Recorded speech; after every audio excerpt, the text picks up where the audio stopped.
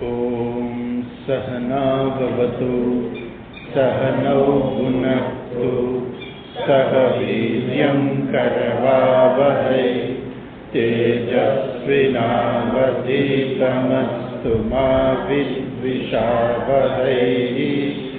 ॐ शान्ति शान्ति शान्तिः। श्रुतिस्मृतिपुराणानाम् आलयं करुणालयं नमामि भगवत्पादं शङ्करं लोकशङ्करं। शङ्करं शङ्कराचार्यं केशवं बादरायणं सूत्रभाष्यकृतौ वन्दे भगवन्तौ पुनः पुनः। ईश्वरो गुरुरात्मेति मूर्तिभेदविभागिने व्योमवद्व्याप्तदेहाय दक्षिणामूर्तये नमः। ॐ आप्यायन्तु ममाङ्गानि वाक्प्राणश्चक्षुश्रोत्रमथो बलमिन्द्रियाणि च सर्वाणि। सर्वं ब्रह्मोपनिषदं माहं ब्रह्म निराकुर्याम् मा ब्रह्म निराकरोत्। अनिराकरणमस्त्वनिराकरणं मे अस्तु। तदात्मनि निरतेय उपनिषत्सु धर्माः ते मयि सन्तु ते मयि सन्तु।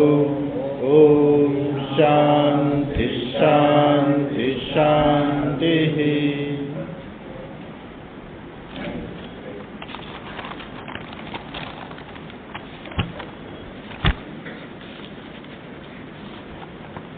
पाना नंबर 61। यदि मन्यसे सुवेदेति दहरमेवापि नूनम् त्वं वेत्थ ब्रह्मणो रूपम् यदस्य त्वं यदस्य। अथ देवेष्वनथु मीमांस्यम् एव ते मन्ये विदितम्। नाहं मन्ये सुवेदेति नो न वेदेति वेद च। यो नस्तद्वेद तद्वेद नो न वेदेति वेद च। यस्या मतं तस्य मतं मतं यस्य न वेदसः।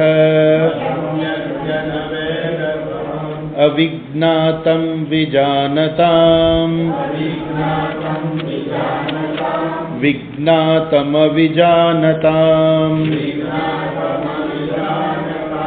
प्रतिबोधविदितं मतम् अमृतत्वं हि विन्दते। आत्मना विन्दते वीर्यम् विद्यया विन्दते मृतम्।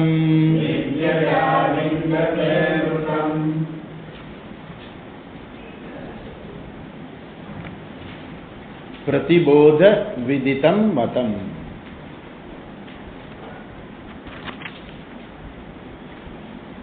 कथम ब्रह्म सम्यक विदितम। બ્રહ્મને આપણે કેવી રીતે સારી રીતે જાણી શકીએ? તો કહે છે પ્રતિબોધ વિદિતમ મતમ. મતમ એટલે જ્ઞાન.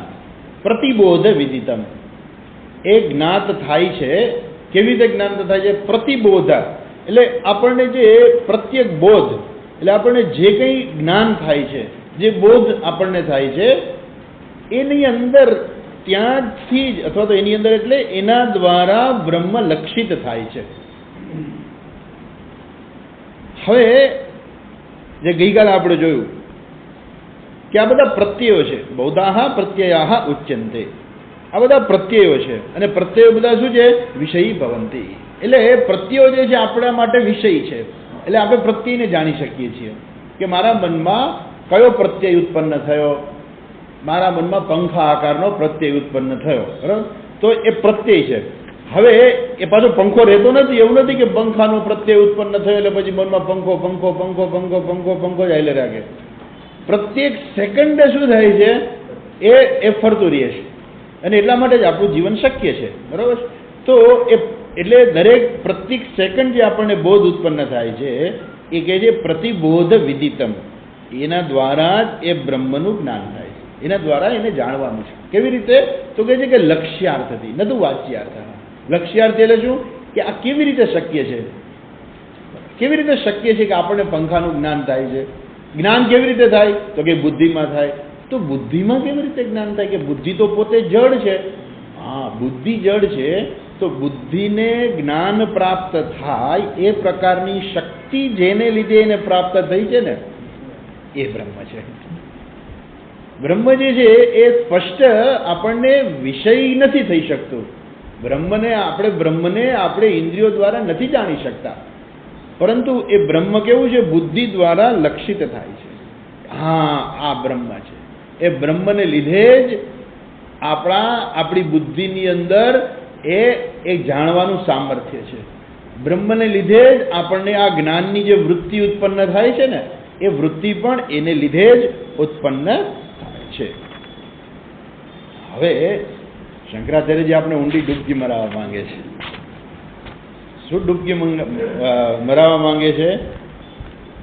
તો કહે છે કે આ જગતની અંદર અનેક પ્રકારના લોકો છે અને એ બધા પોતપોતાની રીતે વિચાર કરનારા હોય છે અને એ બધા પોતપોતાના અહંકારને લીધે એ લોકો શું કરે છે કે એ લોકો પોતાની રીતે કંઈક નવો અર્થ કાઢે છે.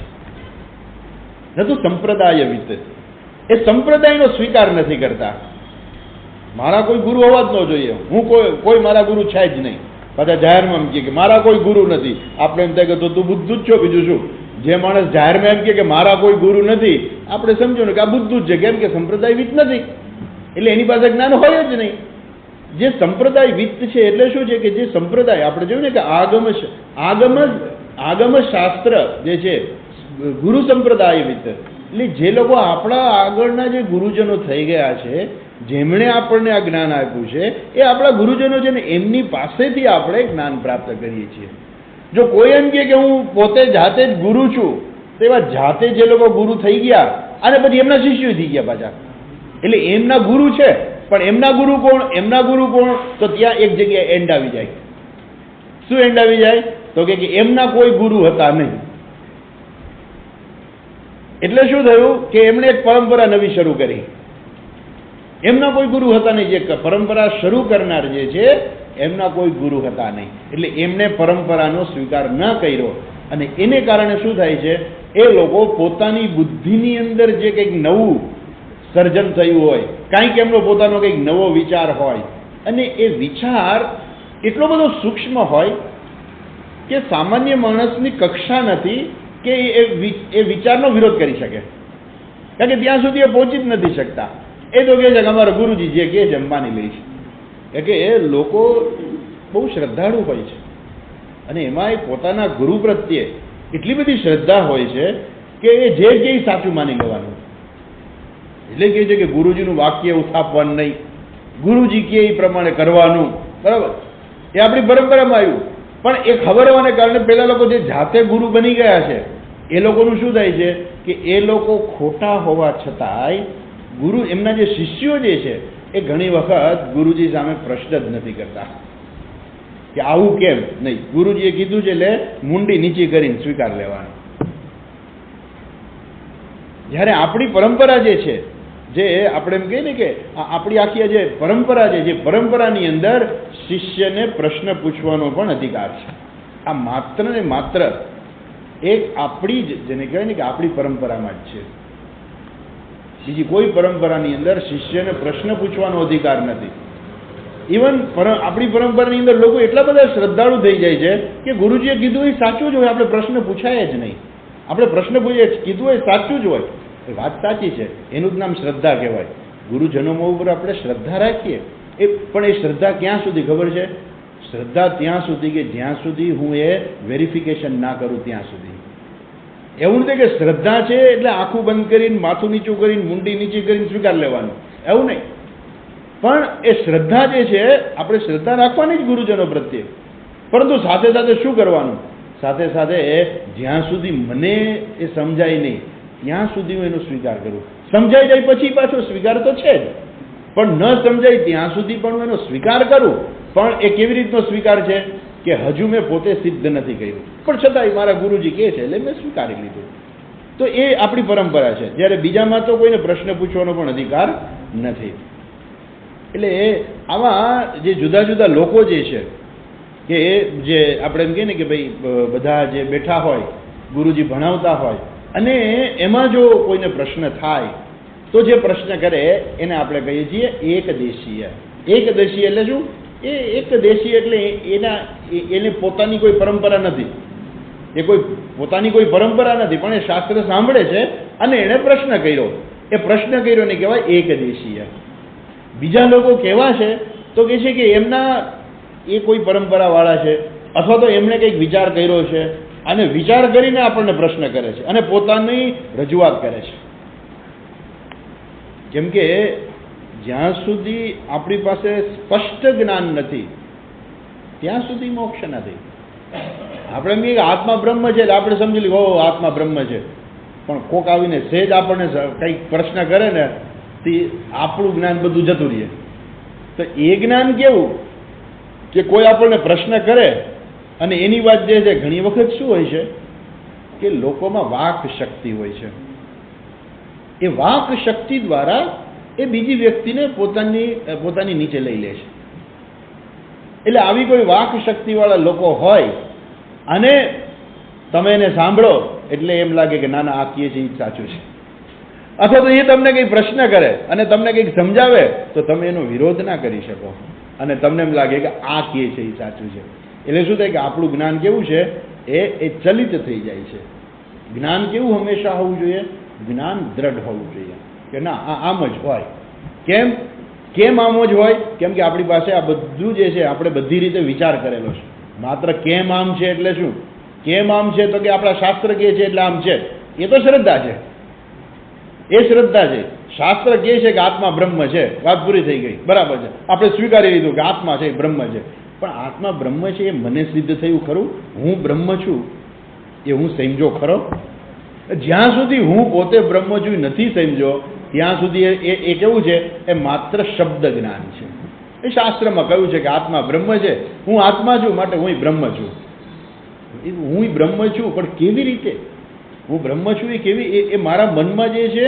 કેમ કે આપણે આખી દુનિયા જોઈએ છીએ અને એ દુનિયાની અંદર આપણને ખબર લાગતું નથી કે આમાં કંઈ હું બ્રહ્મ હોઉં એવું. ભાઈ તો શાસ્ત્ર કહે છે એટલે મેં સમજી લીધું ભાઈ શાસ્ત્રમાં કીધું છે હું બ્રહ્મ છું એટલે આપણે પછી બહુ મગજમારી નહીં કરવાની. એમ શાસ્ત્રમાં કીધું છે કે હું બ્રહ્મ છું એટલે હું શાસ્ત્ર ઉપર મને પૂરેપૂરી શ્રદ્ધા છે.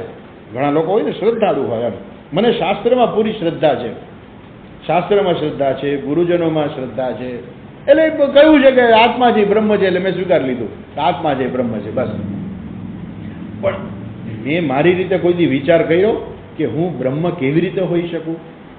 આ દુનિયાની અંદર આ બધા ફરે છે એનું શું? હું બ્રહ્મ છું તો આ બીજાનું શું? પછી બીજા બ્રહ્મ છે કે એ બધા નરકમાં જ જવાના છે? આપણે કે ના ના એણે તો પાપ કર્યું છે ને એટલે એ તો નરકમાં જ જવાનો છે. નહીં, મેં તો જ્ઞાન પ્રાપ્ત કર્યું, મને તો મોક્ષ મળી જશે, એ તો બ્રહ્મ, એ તો નરકમાં જ જવાનો.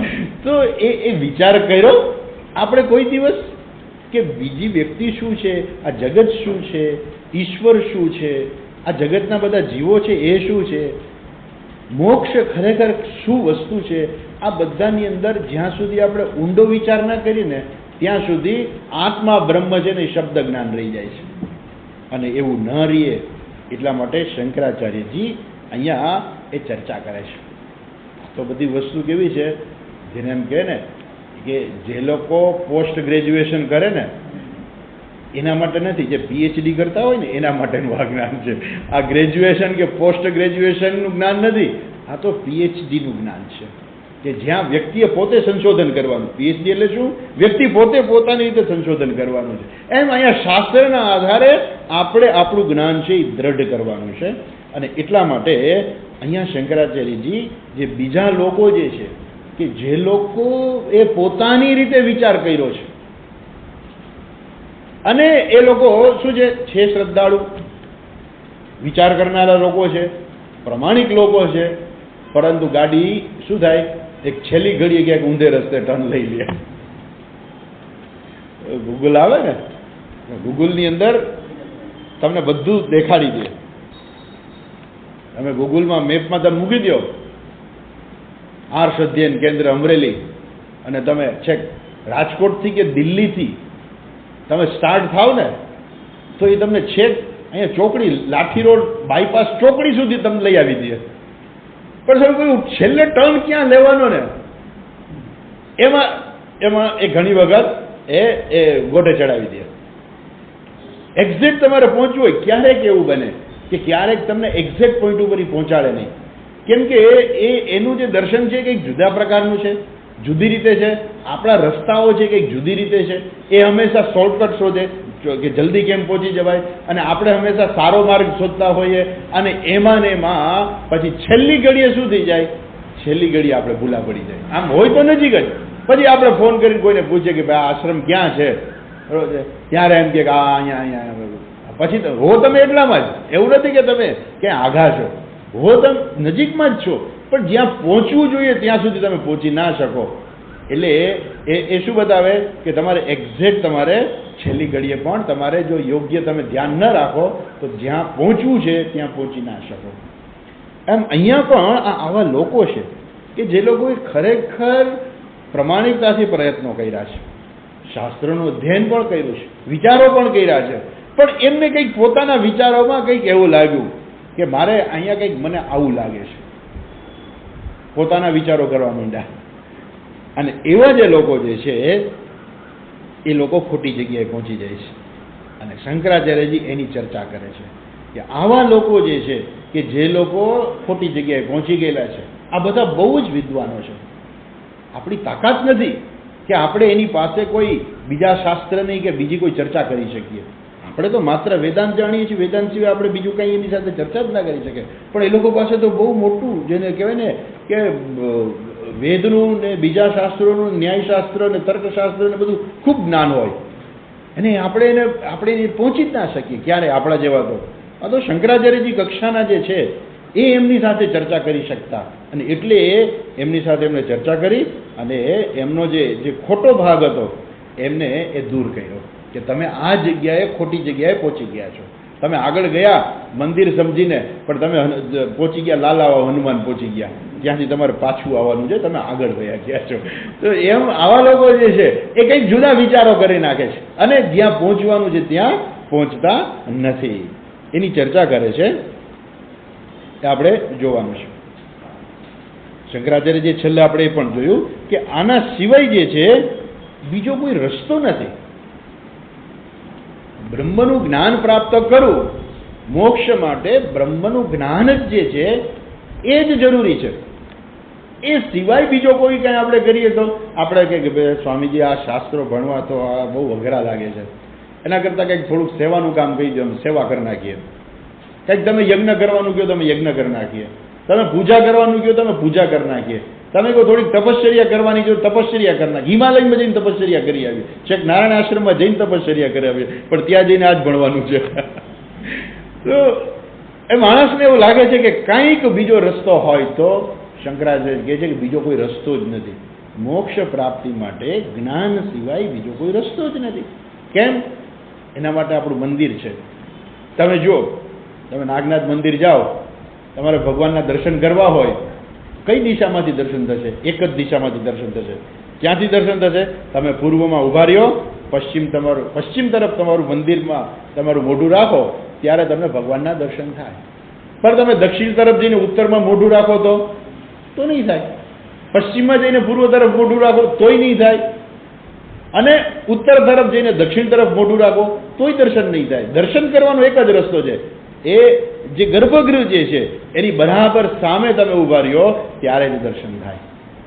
આપણા દેશના મોટા ભાગના મંદિરો જે છે, જેને કહેવાય ને કે જે પૂર્ણ રીતે વૈદિક વિધિથી જે મંદિરો જે છે પૂરી રીતે બનાવેલા છે, એ બધા મંદિરોની અંદર તમે જુઓ કે બારી નહીં હોય. આજકાલ હવે મંદિરો બનવા માંડ્યા છે બારીવાળા, પણ મંદિરમાં બારી જ ના હોય. તમારે દર્શન કરવા હોય તો ક્યાં ઊભું રહેવું પડે? બરાબર ગર્ભગૃહની સામે એક જ જગ્યાએ ઊભું રહેવું. તમને એક જ જગ્યાએથી દર્શન થાય. બધી બાજુથી તમે પ્રદક્ષિણા કરી શકો પણ તમને દર્શન ના થાય. દર્શન કરવા હોય તો તમારે પેલા કેમ કે ભગવાનને પહોંચવાના ઘણા રસ્તા છે. કોઈ પગથિયા ઉપરથી જાય, કોઈ જંગલમાંથી જાય, કોઈ હેલિકોપ્ટર દ્વારા જાય, ઘણા રસ્તા છે. એ ઘણા રસ્તા છે એ શું છે? ઈશ્વર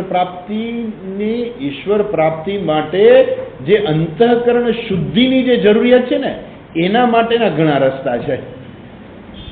નહીં કે જ્ઞાન પ્રાપ્તિ, ઈશ્વર પ્રાપ્તિના ઘણા રસ્તા છે. આમ તો એવું જ કહેવાય ઈશ્વર પ્રાપ્તિના જ ઘણા રસ્તા કહેવાય, પણ ખરેખર એવું નથી. છેલ્લી ઘડીએ આપણે સમજવું પડે કે છેલ્લી ઘડીએ શું છે? છેલ્લી ઘડીએ તમારે તો ક્યાં ઊભું રહેવું પડે? ગર્ભગૃહની સામે જ ઊભું રહેવું પડે. જો તમે ગર્ભગૃહની સામે ઉભા રહો તો જ દર્શન થાય. એમ અહીંયા પણ કહે છે ન અન્ય દ્વારમ અંતરાત્મનઃ વિજ્ઞાય. અંતરાત્માને જાણવા માટે બીજો કોઈ રસ્તો જ નથી. અચ્છા, કેમ? તો કહે છે કે આ આત્મા જે છે કેવો છે? જો શું ગઈકાલે આપણે વાંચ્યું, જરાક ફરીથી હું ઝડપથી વાંચી લઉં. અતઃ પ્રત્યેગાત્મતયા વિદિતમ બ્રહ્મ યદા તદા તન્મતમ તત્ સમ્યક દર્શનમ ઇત્યર્થઃ. સર્વ પ્રત્યય દર્શિતત્વે ચ ઉપજનન અપાય વર્જિત. આ બ્રહ્મ કેવું છે? તો કહે છે કે એમાં કોઈ વૃદ્ધિ નથી થતી ને એનો કોઈ નાશ નથી થતો. દૃક સ્વરૂપતા, એ જે આપણને જે દર્શન થાય છે એનું સ્વરૂપ છે દૃક સ્વરૂપતા. નિત્યત્વમ, બ્રહ્મ કેવું છે? નિત્ય છે. આ બધા શબ્દો જે છે ને એ બધા શબ્દો નિરપેક્ષ શબ્દો છે. નિત્યત્વમ કેવું? નિરપેક્ષ નિત્યત્વમ, ન તો સાપેક્ષિતમ. નિરપેક્ષ નિત્યત્વમ. વિશુદ્ધ સ્વરૂપત્વમ, વિશુદ્ધ સ્વરૂપ, સાપેક્ષિત નહીં, નિરપેક્ષ વિશુદ્ધ સ્વરૂપત્વમ. આત્મત્વમ નિર્વિશેષકત્વમ, એમાં કોઈ પણ પ્રકારનો વિશેષ નથી. એકત્વમ છે સર્વભૂતેષુ સિદ્ધમ ભવે. એ આવું બ્રહ્મ જે છે તો જ એ બ્રહ્મ જે છે એ આપણે સિદ્ધ થાય અથવા તો આપણે એને જાણી શકીએ. લક્ષણ ભેદ અભાવાત વ્યોમનઃ ઇવ ઘટગિરી ગુહાદિષુ. ગઈકાલે આપણે જોયું ને ઉદાહરણ કે જેવી રીતે ગળામાં, ગુફામાં કે પર્વત ઉપર રહેલું જે આકાશ જે છે એ આકાશમાં કોઈ ભેદ નથી, પણ ભેદ તો ઉપાધિને લીધે આપણે એમ કે આ ઘટાકાશ કહેવાય, આ ગુહાકાશ કહેવાય ને આ મહાકાશ કહેવાય. એટલો જ ખાલી આપણે નામથી ભેદ છે, બાકી ખરેખર એમાં કોઈ ભેદ નથી. આકાશ તો કેવું છે? એક જ છે. અને વિદિત અવિદિતાભ્યામ અન્યત બ્રહ્મ ઇતિ આગમ વાક્યાર્થ એવં પરિશુદ્ધ એવ ઉપસંવૃતો ભવતિ. દ્રષ્ટેઃ દ્રષ્ટા, શ્રુતેઃ શ્રુતા. બ્રહ્મ કેવું છે? દ્રષ્ટાનું પણ દ્રષ્ટા છે, સાંભળનારનું પણ સાંભળનાર છે, મનન કરનારનું પણ મનન કરનાર છે, અને જાણનારનું પણ જાણનાર છે. ઇતિ શ્રુત્યંતરમ. એ બીજી શ્રુતિમાં પણ આ કેવું કહેવામાં આવ્યું છે. હવે કે છે જો બ્રહ્મ જે છે એ આપણને આંખેથી દેખાવાનું નથી, કાનેથી સંભળાવવાનું નથી, બરાબર છે? તો એવી કેવી રીતે? તો કહેશે કે તમે કોઈ એસી રૂમની અંદર હો, ચારે બાજુ બારીઓ હોય કાચની, તમારો રૂમ એસી છે અને એસી ચાલુ છે. એસી ચાલુ છે એટલે શું? બારીઓ બંધ છે. એસી ચાલુ છે, બારીઓ બંધ છે, તમે 7મા માળે છેક છો અને ત્યાંથી તમે આ બધું જોતા હો છો. આહા, કેવી સરસ મજાની દુનિયા દેખાય છે, અને તમે એસી રૂમમાં છો એટલે તમને ગરમી નથી લાગતી. આવી ગરમીની અંદર તમે એસી રૂમમાં હો તો તમને કેવી મજા આવે. અચ્છા, અને પછી પછી તમે જોતા હો ત્યાં તમે ઝાડવા જુઓ તો ઝાડવા આમ આમ હાલક ડોલક થતા હોય, બધી ડાળીઓ જે હાલક ડોલક થતી હોય, તમે શું કલ્પના કરો, તમે શું અનુમાન કરો? તમે એસી રૂમમાં જો તમને કોઈ પવનનો અનુભવ નથી થતો, કેમ કે બારીઓ બધી બંધ છે, બરાબર છે, અને તમે ઝાડવા જુઓ છો, આહા ઝાડવાની બધી ડાળીઓ હાલક ડોલક થાય છે, ચાલે છે, તો તમે શું વિચાર કરો? અનુમાન શું થાય તમારું? કે પવન ફૂંકાય છે. પવન ફૂંકાય છે, તમારું અનુમાન થઈ ગયું. હવે પવન ગઈકાલે ફૂંકાણો ને, પરમ દિવસે પવન ફૂંકાણો તો કેટલાય ઝાડવા મકાન બધું ક્યાં ઉડાડી દીધું, બરાબર? તો તમે એ ઝાડની ડાળીઓ આટલી બધી ઝડપથી હલનચલન કરતી હોય તો પવન તમને દેખાતો નથી. હા જો પવન ફૂંકાણો, આ દેખાય તમને પવન? પવન દેખાતો નથી, પણ તમે અનુમાન કરી શકો. શેના આધારે અનુમાન કરો? ઝાડની ડાળીઓ ચાલે છે એના આધારે તમે અનુમાન કરો કે પવન અહીંયા હોવો જ જોઈએ. પવન છે એનો અર્થ શું? ડાળીઓ ચાલે છે. ડાળીઓ ચાલે છે એટલે પવન છે. પવન તમે જોઈ નથી શકતા. એ જ પ્રકારે આત્માને જોઈ નથી શકતા, પરંતુ બુદ્ધિમાં જે છે આ જ્ઞાન થાય છે, બુદ્ધિમાં જે આ પ્રત્યય ઉત્પન્ન થાય છે, બુદ્ધિમાં જે બોધ થાય છે, એ જે બોધ થાય છે, જ્ઞાન થાય છે, એ જ બતાવે છે કે આત્મા હોવો જ જોઈએ. નહીં તો આ જડ બુદ્ધિમાં જ્ઞાન ક્યાંથી થાય? આ ઝાડ છે એ જડ છે, એ ઝાડ કેવી રીતે હલવા ચલવા માંડે? અને ઝાડની ડાળીઓ હલે ચાલે છે. ભલે આપણે એમ કહીએ કે ઝાડમાં જીવ છે, પણ જીવ છે પણ ઝાડની ડાળીઓ અલગ અલગ બહુ મોટા વધારે પડતી ના કરે. બહુ તો એના પાંદડા જરાક જરાક આમ ખીલે એટલું થઈ શકે. એવો છે આપણે પેલું છોડ છે ને, લજામડીનો છોડ, તમે એને અડો તો એની ડાળીઓ, એને પેલી પાંદડીઓ છે બધી આમ ભીડાઈ જાય. એ કેટલું થઈ શકે? આટલું. પણ મોટા ભાઈ હલનચલન ઝાડ ના કરે. એ તો ખ્યાલ આવે કે આ તો વાયુને લીધે છે. તો જે ઝાડ જડ છે, જે ચાલી નથી શકતું, એની ડાળીઓ આટલી બધી ચાલતી હોય, એ બતાવે છે કે પવન છે. એમ જે આપણી બુદ્ધિ જડ છે, આપણું શરીર જડ છે, આપણું મન જડ છે, એની અંદર જે ચેતનતાનો અનુભવ થાય છે, જે ચૈતન્ય દેખાય છે, એ ચેતનતા કોનું હોવું જોઈએ? ચૈતન્ય કોનું હોવું જોઈએ? એ બ્રહ્મનું જ હોવું જોઈએ. એ બ્રહ્મનું અનુમાન છે. અચ્છા, એટલે કહે છે અહીંયા શંકરાચાર્ય કહે છે, જો પાના નંબર 80 ઉપર વચ્ચેનો ફકરો, યદા પુનઃ, ત્યાંથી યદા પુનઃ બોધક્રિયા કર્તા ઇતિ બોધક્રિયાલક્ષણેન તત્કર્તારં વિજાનાતિ ઇતિ બોધલક્ષણેન વિદિતં પ્રતિબોધવિદિતં ઇતિ વ્યાખ્યાયતે યથા યહ વૃક્ષશાખાઃ ચાલયતિ સ વાયુઃ ઇતિ તદ્વત.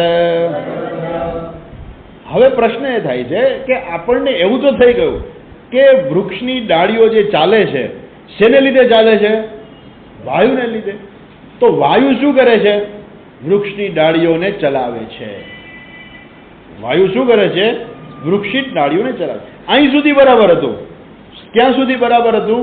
કે વૃક્ષની ડાળીઓ ચાલે છે એટલે પવન જરૂર ફૂંકાતો હોવો જોઈએ, એટલે પવનની હાજરી બતાવે છે. એમ આપણા મન બુદ્ધિ, આપણા ચિત્ત જે છે એની અંદર જે ચેતનતા જે અનુભવાય છે, જે એનું સામર્થ્ય જે છે, એ બ્રહ્મને લીધે છે. ત્યાં સુધી વાંધો નહીં, પણ એક માણસ એક સ્ટેપ પછી આગળ જતો રહે છે અને શું કહે છે કે ભાઈ એ છે ને, એ ચલાવનાર છે ને, એ બ્રહ્મ છે. ત્યાં પ્રોબ્લેમ છે. જેમ વૃક્ષ, પવન જે છે વૃક્ષની ડાળીઓ ચલાવે છે, તો પવન ચલાવનાર થઈ ગયો.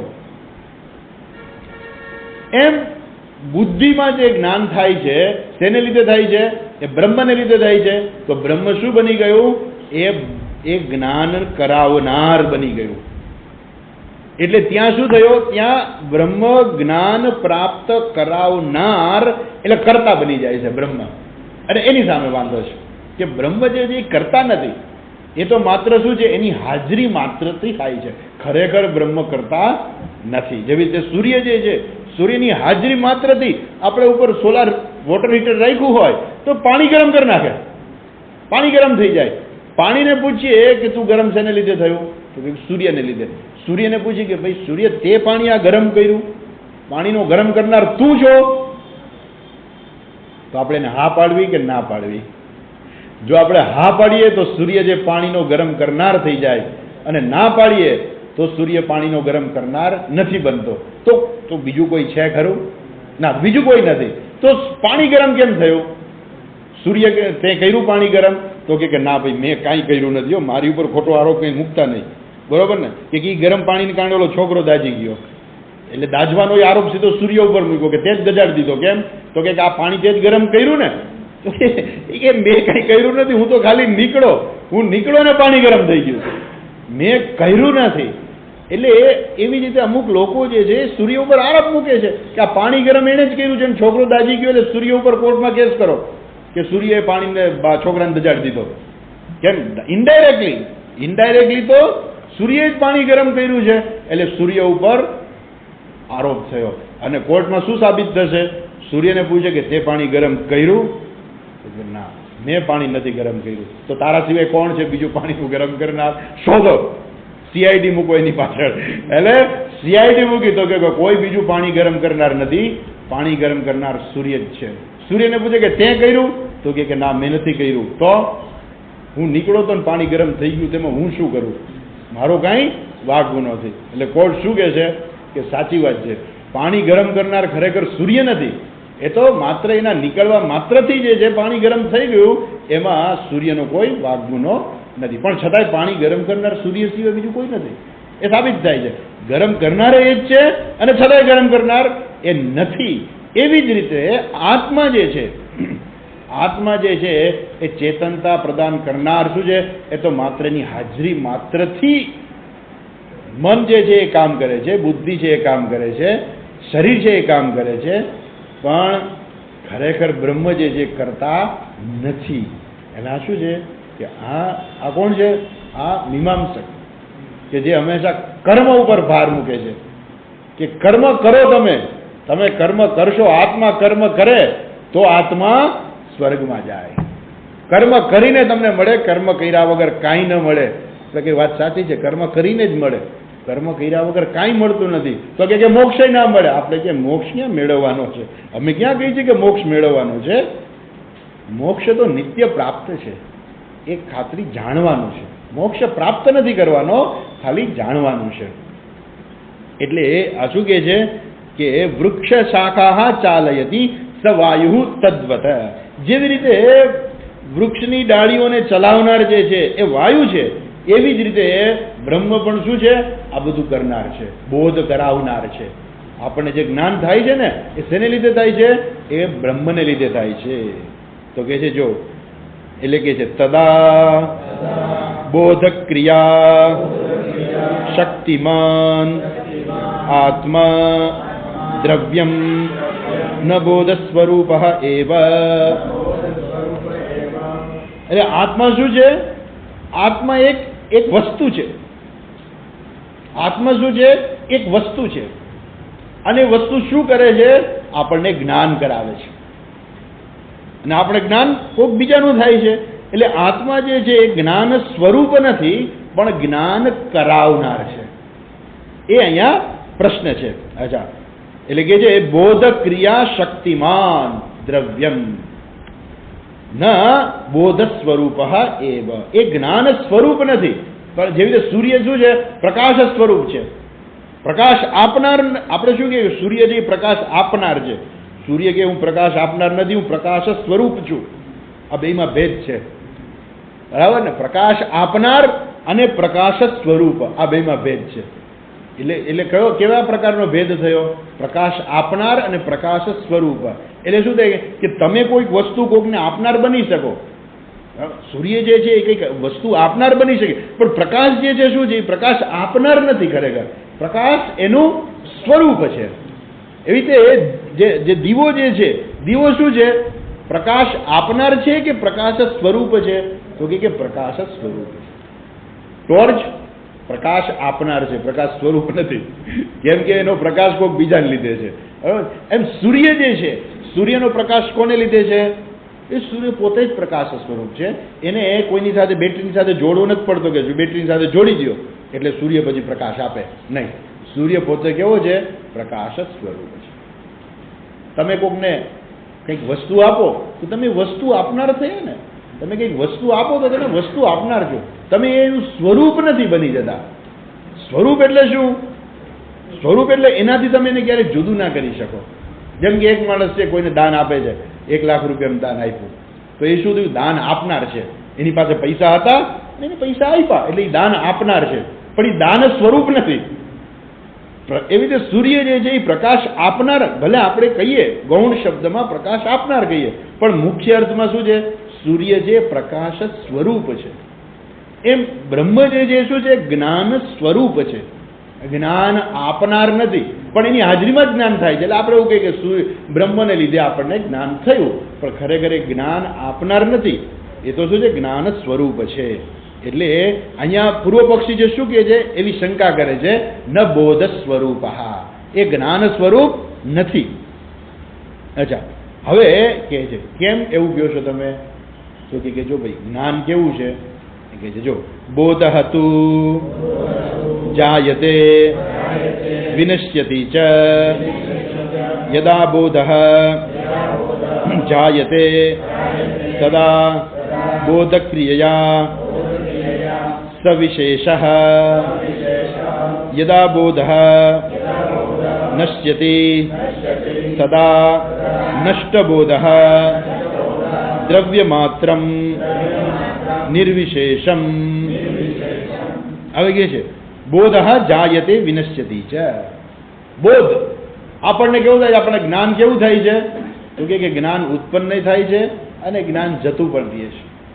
બોધ એટલે કોઈ પણ વસ્તુનું જ્ઞાન, કોઈ પણ વસ્તુ જે છે આપણને કોઈ પણ બોધ થાય, એક વખત ઉત્પન્ન થાય ને પછી જતું રહે. દાખલા તરીકે આ પંખો, બરાબર છે, 1 સેકન્ડ પંખો આપણા મગજમાં આવ્યો, પંખાનું જ્ઞાન થયું, પછી આપણે નજર ફેરવી લીધી, તમારી સાથે વાત કરીએ એટલે પંખો મગજમાં જતો રહ્યો. પંખાનો બોધ હતો એ જતો રહ્યો, પછી પંખો સતત નથી રહેતું. એટલે એ શું છે? બોધ જાયતે નશ્યતિ છે. એટલે બોધ જે છે ઉત્પન્ન થાય છે અને જતો પણ રહે છે. અચ્છા, એવી જ રીતે શું કહે છે? યદા બોધ જાયતે તદા બોધ ક્રિયા સવિશેષ. હવે જ્યારે આપણને જ્ઞાન થાય ત્યારે બોધ જે છે આપણને જ્ઞાન થાય ત્યારે આપણે કેવા બની જઈએ? જ્ઞાન પ્રાપ્ત કરનારા બની જઈએ ને, સવિશેષ.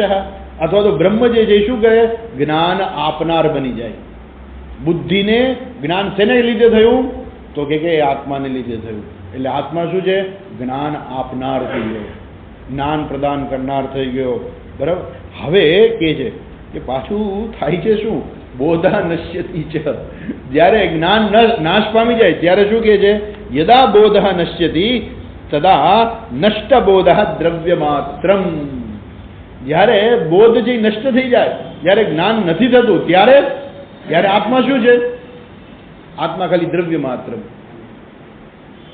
પેલું કાચબો છે ને, કાચબો શું કરે કે જ્યારે એને ભય લાગે ને તો બધા અંગો અંદર લઈ લે, ખાલી એક માત્ર એક પથ્થર બની જાય.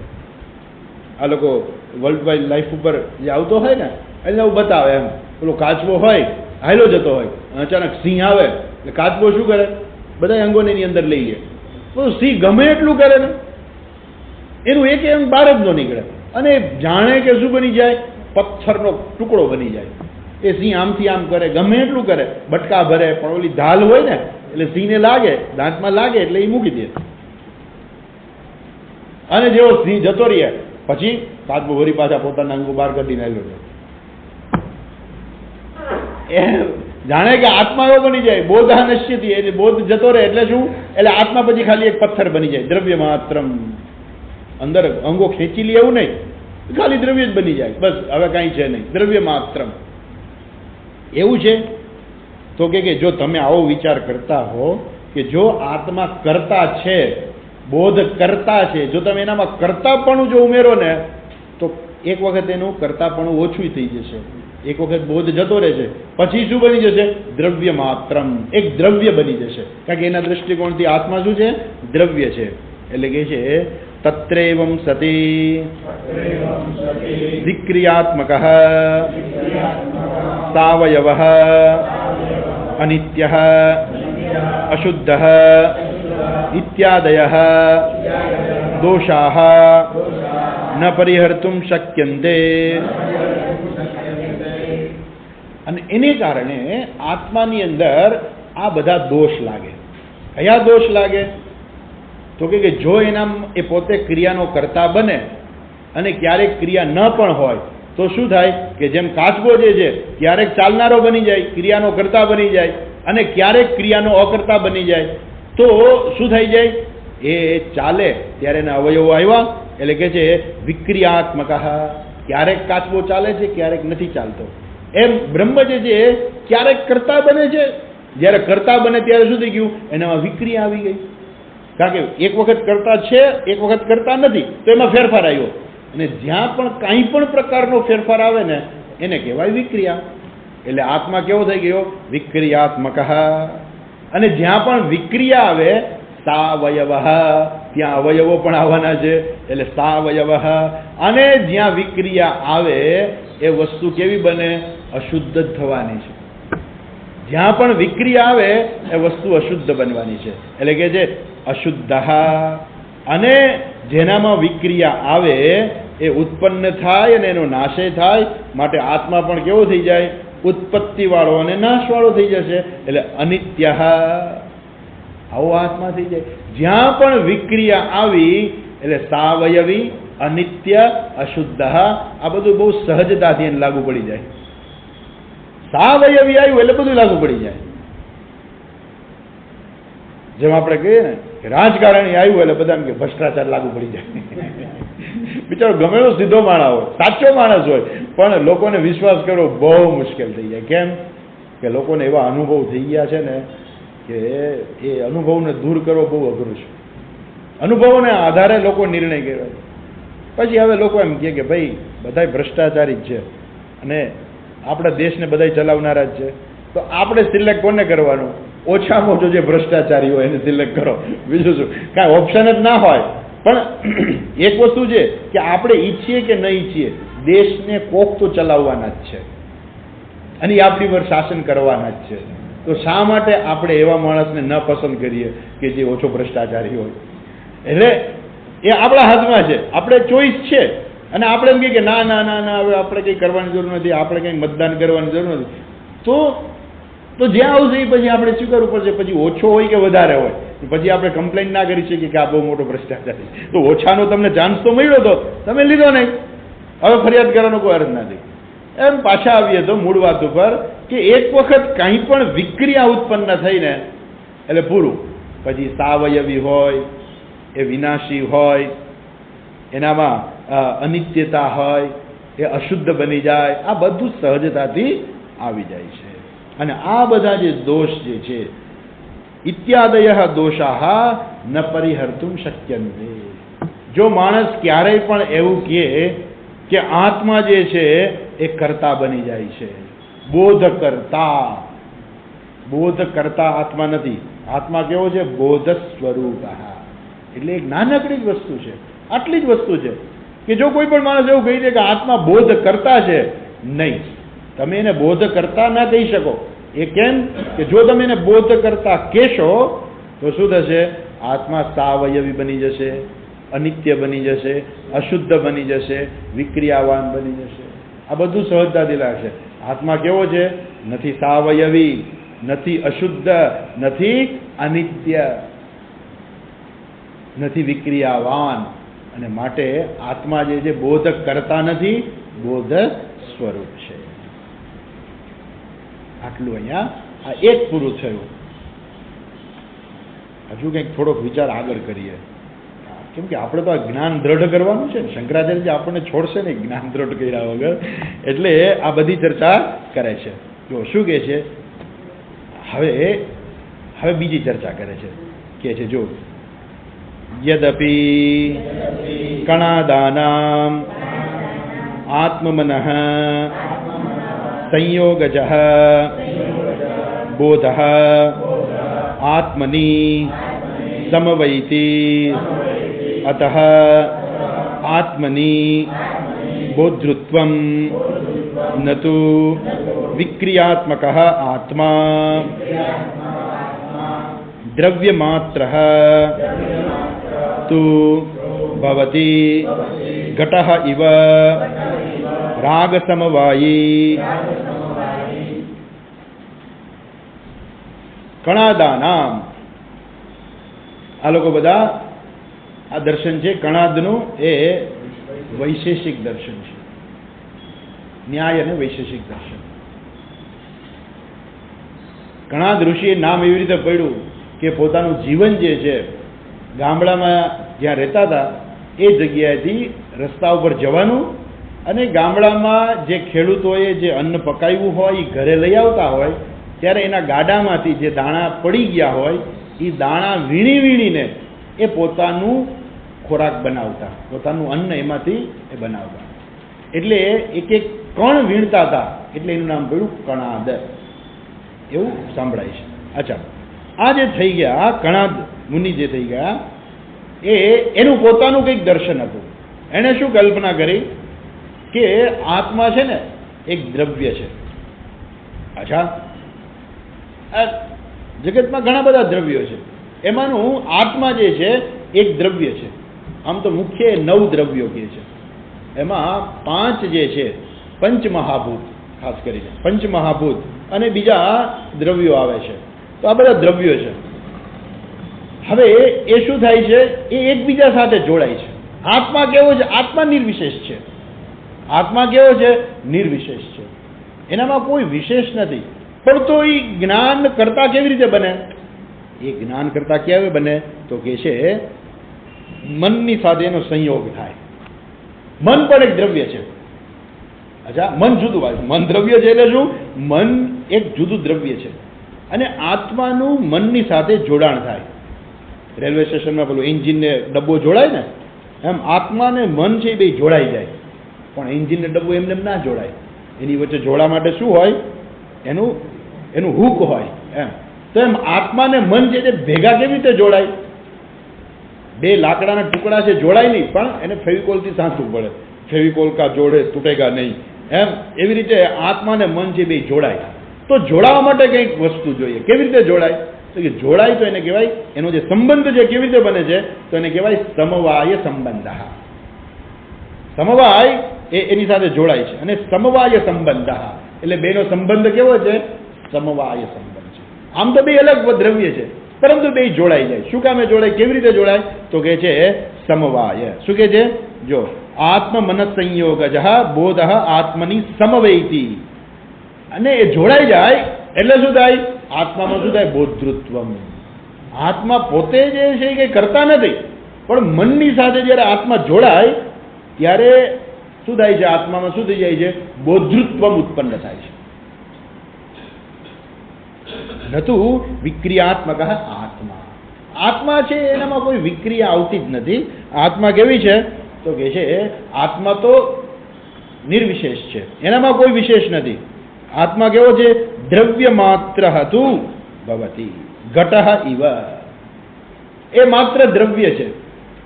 હવે પછી ઉદાહરણ આપે. શું ઉદાહરણ આપે? ઘટઃ ઇવ રાગ સમવાયી.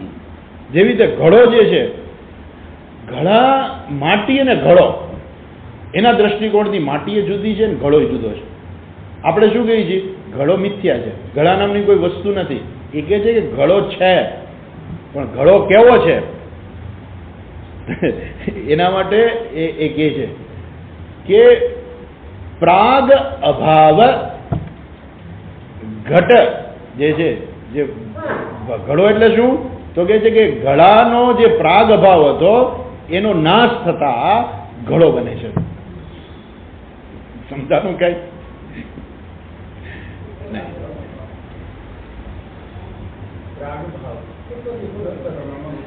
પ્રાગ અભાવ જે ઘડો જે છે એનો પ્રાગ અભાવ હતો, આની પ્રાગ અભાવનો નાશ થયો એટલે ઘડો બન્યો, એટલે ઘડો ભાવ થયો. એટલે એના દ્રષ્ટિકોણથી પાછું શું છે? પ્રાગ અભાવ જે છે એ સત્ય છે, એટલે શું? ઘડાનો પ્રાગ અભાવ હતો. દાખલા તરીકે હું અહીંયા કહું કે અહીંયા ઘડાનો પ્રાગ અભાવ છે અને અત્યારે સત્ય છે, કેમ ઘડો નથી અહીંયા? એટલે અહીંયા ઘડાનો પ્રાગ અભાવ છે. તો હું કહું અહીંયા હાથીનો પ્રાગ અભાવ છે, કેમ કે હાથી નથી. તો પ્રાગ અભાવ કેટલા બધા એક સાથે ભેગા થઈ જાય. એટલે એ શું કહે છે કે પ્રાગ અભાવ છે એ સત્ય છે, કેમ કે ઘડો આપણને જોવા મળે છે, એટલે ઘડાનો પ્રાગ અભાવ સત્ય છે. અને એ પ્રાગ અભાવ જે છે એનો નાશ થાય, એટલે ઘડાના પ્રાગ અભાવનો નાશ થતા આપણને ઘડો પ્રાપ્ત થાય છે. અને એ ઘડો જે છે માટી સાથે જોડાઈ જાય છે. સમવાયી સંબંધ, એનો સંબંધ કેવો છે? સમવાયી સંબંધ છે. સમવાયી સંબંધી ઘડો માટી સાથે જોડાય છે. એ ઘડો કેવો છે? પ્રાગ અભાવ વાળો હતો. જે ઘડાનો પ્રાગ અભાવ હતો એ ઘડાનો હવે શું થયો? ભાવ થયો. અને પ્રાગ અભાવ ઘટ જે હતો, ઘડાનો જે પ્રાગ અભાવ હતો એ હવે આપણને ભાવ રૂપે પ્રાપ્ત થયો અને એ માટી સાથે જોડાઈ ગયો અને સમવાયી સંબંધથી માટી. એટલે એના દ્રષ્ટિકોણથી માટી એ સત્ય છે, ઘડોય સત્ય છે. પાછું ઘડોય સત્ય છે ને માટી સત્ય છે. અને ઘડો પાછો બન્યો કેવી રીતે? તો કે ઘડાનો જે પ્રાગ અભાવ હતો એનો અભાવ, પ્રાગ અભાવનો અભાવ એ ઘડો. કારણ કે હવે પ્રાગ અભાવ નથી ને, જે ઘડાનો પ્રાગ અભાવ હતો એ હવે ના રહ્યો, એનો નાશ થઈ ગયો. એટલે પ્રાગ અભાવનો જ્યારે નાશ થાય ત્યારે ઘડો ઉત્પન્ન થાય છે. એટલે ઘડો ઉત્પન્ન થાય છે અને એ બે દ્રવ્ય પણ છે, અલગ વસ્તુ છે, અને માટી પણ અલગ વસ્તુ છે, ઘડો પણ અલગ વસ્તુ છે. જો આપણે બહુ લાંબુ ચિંતન કરીએ ને તો મગજ આપણું છટકી જાય આમાં. પ્રાગ અભાવનો એ અભાવ અને એ સત્ય પાછું એને કહેવું, એ સત્ય છે એમ હતો. અને પછી જ્યારે એનો નાશ થાય ત્યારે ઘડો ઉત્પન્ન થાય છે અને એ ઘડો પાછો સત્ય છે અને માટી એ સત્ય છે ને ઘડો સત્ય છે ને પાછા બે જોડાઈ જાય અને સમવાયી સંબંધથી જોડાય. એવી જ રીતે ઘડો જે છે, બ્લુ ઘડો, બ્લુ કલરનો ઘડો, તો જે બ્લુ કલર જે છે એની સાથે પાછો ઘડો જોડાઈ જાય, એ પાછું બીજું સમવાયી. પીળો ઘડો, તો પીળા કલર સાથે ઘડો જોડાઈ જાય છે. એટલે ઓલરેડી માટી સાથે તો એનો સમવાયી સંબંધ હતો જ, હવે એનો કલર સાથે પાછો સમવાયી સંબંધ થયો અને આ રીતે આપણને કેવો ઘડો મળે? બ્લુ કલરનો ઘડો. એટલે આપણે જે બ્લુ કલરનો ઘડો જોઈએ છીએ શું છે? તો કહે છે કે એનો બ્લુ કલર સાથે ઘડાનો સમવાયી સંબંધ છે અને ઘડો જે છે એ ઘડાના અભાવનો પ્રાગ અભાવ જે છે એનો નાશ થયો એટલે ઘડો મળ્યો અને એનો માટી સાથે સંબંધ થયો એટલે આપણને બ્લુ કલરનો ઘડો મળ્યો. આ બધું જે છે ન્યાયશાસ્ત્ર, તર્કશાસ્ત્ર, એની અંદર આવું બધું આવે. જે સ્વામીજી તો એવું કે જે માણસે વેદાંત ભણ્યા પહેલા જો ન્યાયશાસ્ત્ર અને તર્કશાસ્ત્ર ભણવા જાય ને તો એનું જીવન ગયું. એ આ જિંદગીની અંદર કોઈ વેદાંત ભણી જ ના શકે. કારણ કે ઓલો પ્રાગ અભાવ ને પ્રધ્વંસ ભાવ ને બધો અભાવ એના મગજમાં એવો દ્રઢ થઈ ગયો હોય, સમવાયી સંબંધ ને, તો આ બધું જે છે એ એવું દ્રઢ થઈ ગયું હોય એના મનમાં કે એ ક્યારેય વેદાંત ભણી ના શકે. અચ્છા, ભણી વેદાંત ભણ્યા પછી તમે ભણો તો વાંધો નહીં, કારણ કે એ ખોટું શું છે આપણે સમજી શકીએ. પણ જો પહેલા વહેલા જ ભણવા ગયા ને તો એ સાચું આપણને લાગે અને પછી વેદાંત ભણવું એ બહુ અઘરું પડી જાય. એટલે કહે છે કે એનું આ જીવન તો ગયું, આ જીવનમાં એ પછી વેદાંત ના ભણી શકે.